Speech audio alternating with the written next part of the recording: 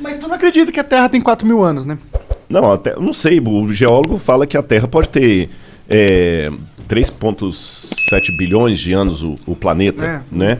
De onde tu tirou esse número aí? 4.000 anos? É. Não, é por causa não, nem é 4.000, é 6.000. É 6.000. É que tá na Bíblia, eu acho. Ah, é? Eu explico pra vocês isso aí.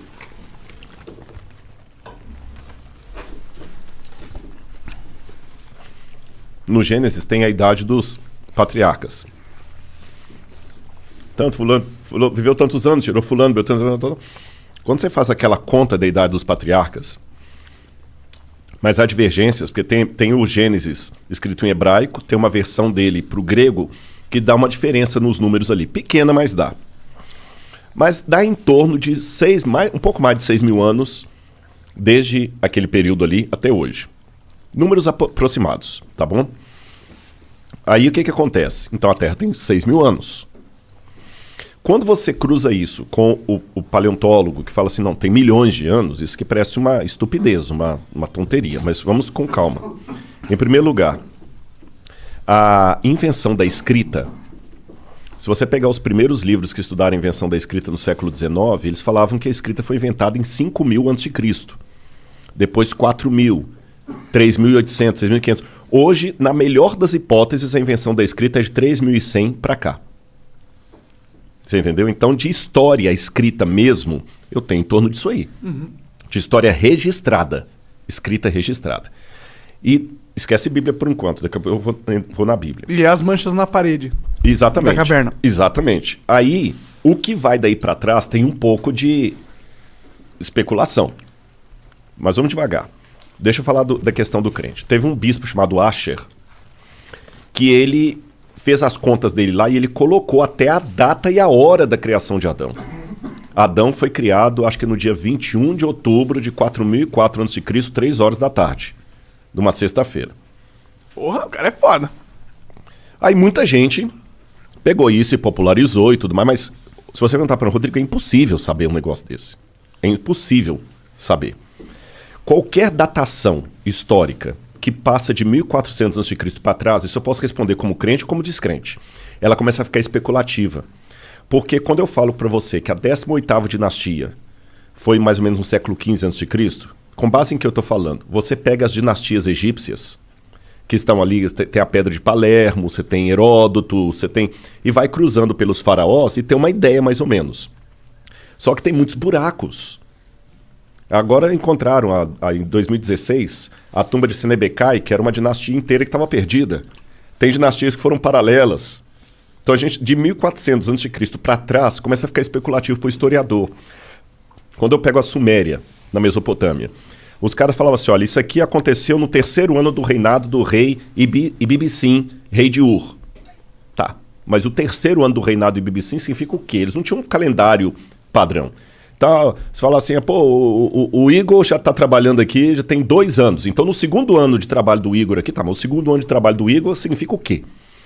Quando a gente encontra um tablete cuneiforme com uma informação astronômica, cara, isso é muito bom.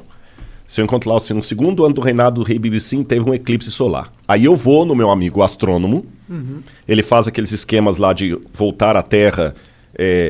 no computador, voltar né? Ao ciclo voltar ao ciclo estelar, né? E ele consegue me falar, no calendário atual que a gente usa, qual foi a hora precisa de um eclipse solar visível na Mesopotâmia, naquela região. Se tinha, até dá para ver se tinha nuvem, se não tinha nuvem. Caramba, é muito bom isso. Eu usei isso para falar de datação da morte de Cristo e tudo mais. Não como um astrônomo, que eu não sou astrônomo. Isso aí você põe na mão do cara e ele te devolve. Opa, então no dia 23 de abril de 2005 é isso aqui. Aí eu vou descobrir se o cara usava um calendário lunar, solar, lunisolar. É bem... Aí depois que você vai cruzando todos esses dados, lembra quando tinha o CSI que o cara punha na parede a fotografia e ia puxando com os barbantes? Sim. Já fazendo aquele cômputo ali. Então a gente trabalha com algumas evidências, mas certeza histórica absoluta a gente não tem das datações. Sim. Hoje, por essas coisas, a gente chega mais ou menos a 3.100 a.C. O que vai daí para trás é especulativo. Aí o cara olha a parede lá, o desenho rupestre, e já teve o desenho rupestre, só para você ter noção que as datas são altamente especulativas. Sabe a Luzia?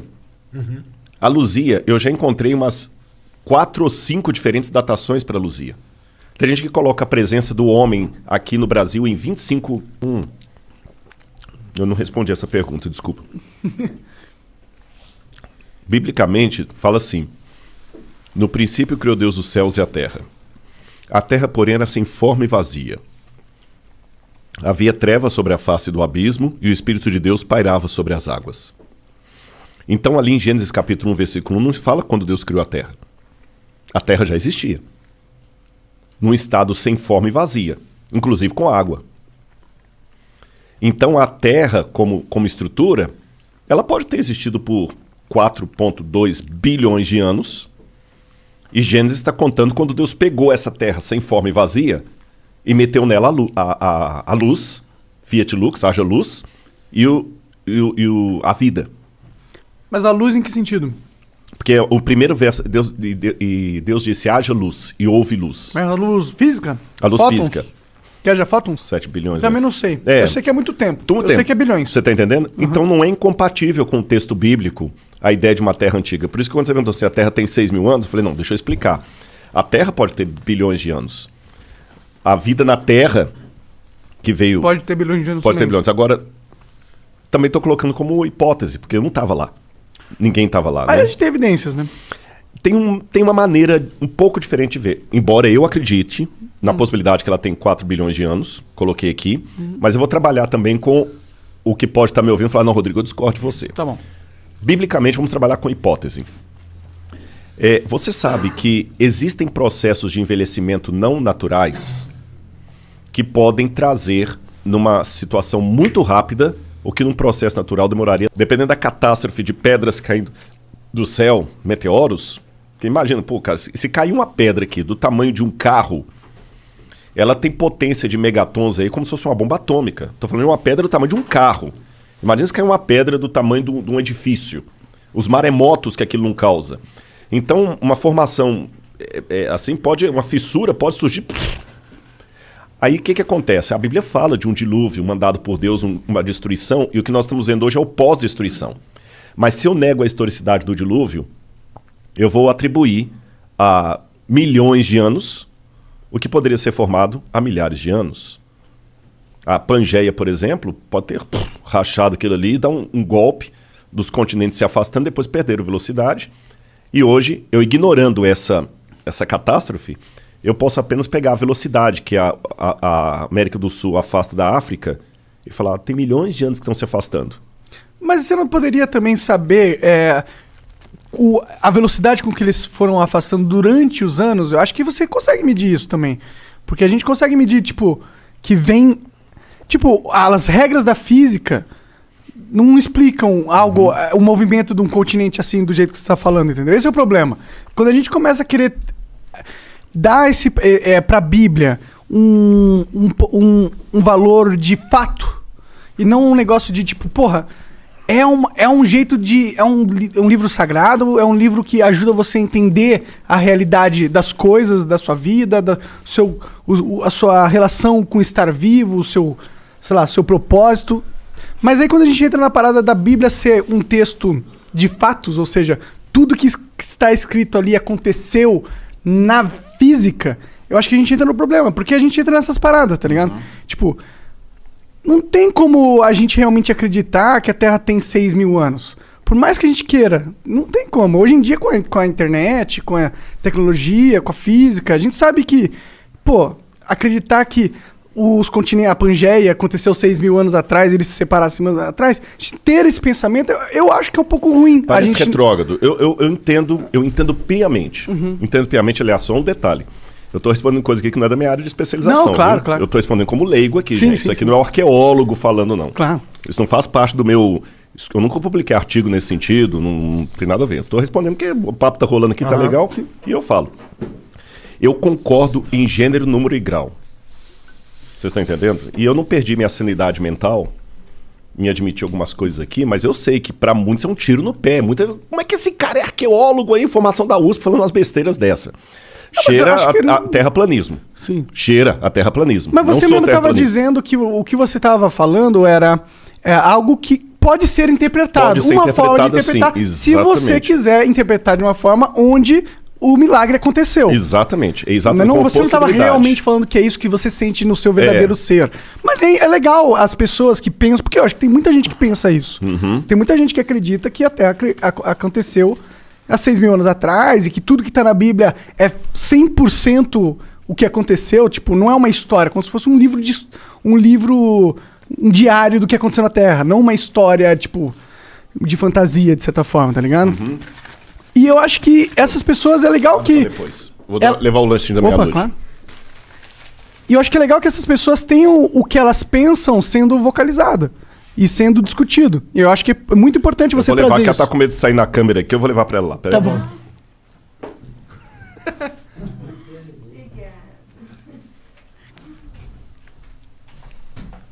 Não quer aparecer. Não, meu amigo, é assim, ó. E eu tô tomando o refrigerante que ninguém sabe qual é aqui. Ninguém sabe qual é, porque eles não podem fazer marketing. Vai, cuidado, ó. Porra, toda vez, velho. Toda vez. Ô, Mona, eu esqueci o que eu tava falando antes. A gente tava falando das possibilidades. Ah, tava sim, de interpretação do É. texto, né? O que acontece, Monark e Igor? Eu sei que muita gente está questionando até a minha idoneidade acadêmica por algumas declarações que eu fiz aqui. Eu entendo. Agora, eu só vou pedir uma coisa para o pessoal refletir. Tem muitas certezas que são colocadas hoje que não foram provadas empiricamente. Sim. Tá certo? Tem um autor, eu tô com o nome dele aqui, acho que é Levinsky. Eu tô querendo pegar o primeiro nome dele, que é um cientista, filósofo da ciência. E ele falou assim, por exemplo, 97% do universo é formado por matéria escura e energia escura. Qual a prova absoluta disso? Zero. Mais ou menos, né? Não, é zero mesmo, porque quando eu falo prova absoluta, eu falo assim. Porque, por exemplo, vou até fazer uma pergunta contra mim. Por que eu acredito nisso no texto bíblico e não acredito no terraplanismo?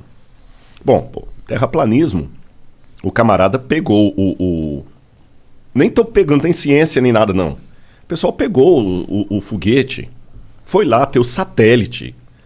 Tem a foto, o satélite tá mostrando que a Terra é redonda. É difícil ignorar isso. É difícil ignorar, pô, caramba. Só se eu criar uma teoria da conspiração aqui, que o pessoal Todo mundo da mídia aí eu vou cair numa Matrix. Se eu começar a acreditar em Matrix, eu acho que a turma nova nem sabe, mas a gente que é cringe, né? Cringe. A gente que é cringe, fala de Matrix, o pessoal nem sabe o que é Matrix, Não, Matrix né? tá na moda ainda. Na moda Pô, ainda, né? o Keanu Reeves tá famosão. Eu e o Igor não posso falar que a gente joga pinball, então quer dizer, pra quem consegue jogar pinball, meu amigo, não sei se o pessoal sabe o que é pinball, mas vamos colocar, a menos que eu agora entre numa de Matrix, que existe realmente toda uma conspiração contra nós, que aqui nesse refrigerante tem uma coisa colocada aqui, a menos que eu entre num espaço desse, eu não tenho como acreditar em terraplanismo. Respeito quem acredita, mas não tem como, é um negócio muito... Agora, quando eu falo de algumas afirmações que são feitas, por exemplo, a data da Terra, mas isso aqui, pô, não tem como. Quando eu pego o método científico, que já vem elaborado desde Francis Bacon e depois Stuart Mill... Aí, por isso que você não gosta desse cara. Hã? É o Francis Bacon. É o Francis Bacon. Eu não posso gostar dele. É o Francis Bacon. Essa foi boa, viu? Desculpa. Desculpa. Foi uma porcaria de piada. Foi uma merda. Foi uma merda. Foi uma porcaria. Porcaria, entendeu? Porcaria, bacon. Aí foi bom. A boa piada é aquela que você tem que explicar. Tá certo. É igual o padeiro que abriu o forno. E o que os pãezinhos falaram pra ele? Caralho, um padeiro. Não. Assou. Essa foi pior, né?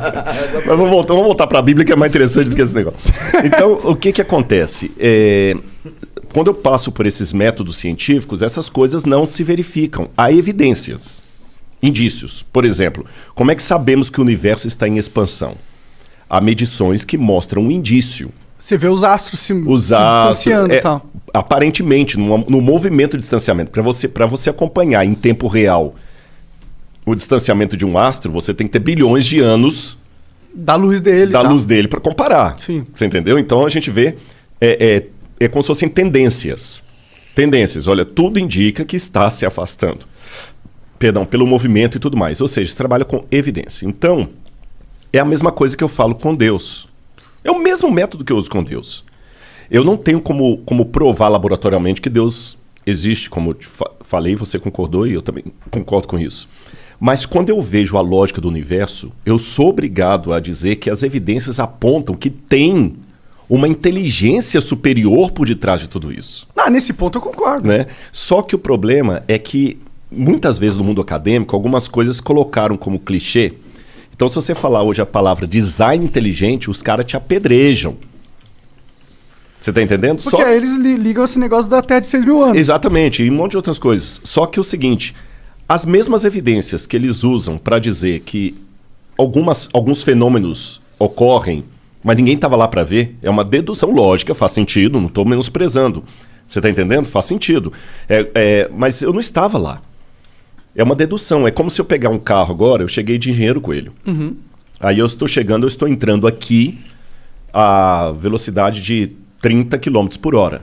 Então você vai, faz uma matemática. O Rodrigo está a 30 km por hora. Eu sei que ele saiu de Engenheiro Coelho e deve ter gastado tantas horas de lá até aqui. Faz sentido, é lógico. Você me mapeou. Qualquer um que mapear a minha velocidade vai ver lá. Só que você não estava comigo o trajeto todo. Você não estava o trajeto todo. Aí você já faz uma inferência. Tudo indica que.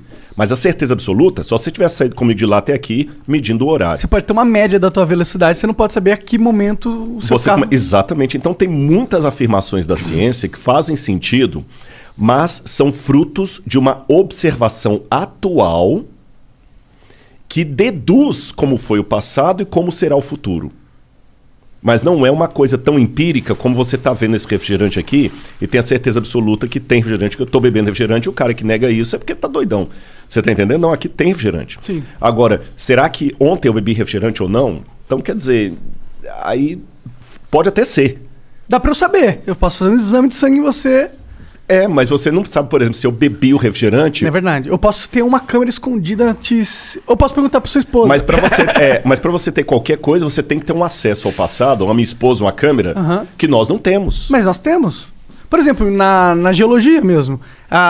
Quando as pedras elas vão criando camadas, elas vão esmagando as outras e você consegue saber de que dia cada pedra se formou e olhar... Então, as camadas. Lembra que eu falei de efeito ordinário e extraordinário? Mais ou menos. Efeito ordinário é você tá passando a porta aqui, o prédio colapsou. Mas é que as camadas, tipo, a forma com que elas se formam só poderiam ter acontecido em certas situações. E você tem, tipo, várias camadas. É a mesma coisa aquilo que você falou da idade do bronze. Exato. Tipo, eles sabem que... Vou dar uma Eles sugestão. sabem qual que é a idade da pedra. Eu vou dar uma sugestão para você e pra galera em casa. Dá uma googada aí e pesquisem a geologia do vulcão Santa Helena. O vulcão Santa Helena, depois que teve a erupção, ele formou camadas e situações ali, inclusive de filete de carbono e tudo mais, que no método convencional demoraria milhões de anos para se formarem. E foi presenciado. Isso assustou os geólogos. Se eles vissem só a formação do Santa Helena, eles iam dizer que aquilo ali precisou de milhões de anos para se formar. Só que todo mundo sabia que não, porque o Santa Helena entrou em erupção, filmaram, viram, foi um evento histórico. O pós-Santa Helena gerou coisas na geologia que antes do Santa Helena todo mundo dizia que precisariam de milhões de anos. Sim. Bom, se o argumento é a ciência está errada agora... Você está certo. No sentido que a imagem que a gente tem hoje, a humanidade, nosso nível de evolução científico, ela dá uma imagem completa do que é a realidade e de como ela funciona. Então, claro, a gente tem muitas suposições na ciência que vão se provar falsas no futuro. Exatamente. Isso aí é incontestável. Pode falar. E não tem essa uniformidade. Quer ver um exemplo? Isso é que eu fico meio pé da vida com o discurso evolucionista. É que passa-se a entender para as pessoas que está tudo muito bem arrumadinho. Eu comecei a dar o exemplo da Luzia, vou falar da Lucy e de um outro caso que aconteceu, se eu não me engano, foi em 1930. Quando você vai ao Museu de História Natural de Nova York, eu não sei, porque já tem muitos anos que eu não fui lá, mas a última vez que eu fui ao Museu de História Natural de Nova York, tem um busto na entrada de um doutor paleontólogo chamado Henry Fairfield Osborn. O doutor Osborn foi um dos maiores paleontólogos da América. E você tem um grande problema na evolução, que é o elo perdido. É o elo perdido. Você Que tem é o momento que saiu da água e... Exatamente. foi Que pra você tem aqui, por exemplo, o Australopithecus e você tem o Homo sapiens. Na verdade, nem é isso que você tá falando, não. O elo perdido é qual foi o primeiro Homo sapiens? Entendi. tá. Na verdade, não é isso que ele tá falando também. Caralho! Não, é o seguinte, é que Então na fala aí, evolução, vai. o pessoal coloca lá bonitinho. Eu não sei se as garrafinhas eles estão mostrando aqui na câmera. Tá. Tá, né? Tá. Você vê naqueles livros de história lá, de biologia, tá lá, né? Vai o homem primitivozinho e tudo e tal. Já começa um furo aquilo ali, porque, por exemplo, coloca um homem aqui, depois o outro na frente, e o outro assim e o outro assim, tá bom? Passa-se a impressão que um foi transformando no outro. Eu já tenho um furo aí. Cadê a mulher? Como assim? Vai. Se é de um homem transformando no outro, É, tem porque- a espécie feminina. Cadê a tem espécie feminina? Não mas, tem. Mas tem. Não. Tem Pode sim. olhar, na maioria dos livros só traz assim, vai do outro.